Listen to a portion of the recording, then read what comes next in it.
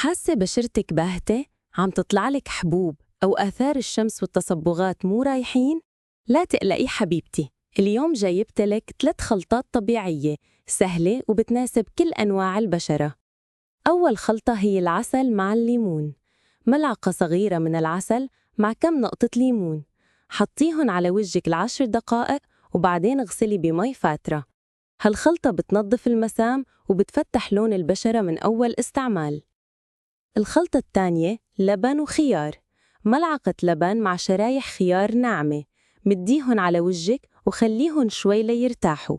هالخلطة بترطب وبتخفف الإحمرار والتعب. أما الخلطة الأخيرة فهي للكلف والتصبغات. رشة كركم مع شوية حليب، حركيهن منيح ووزعيهن على بشرتك.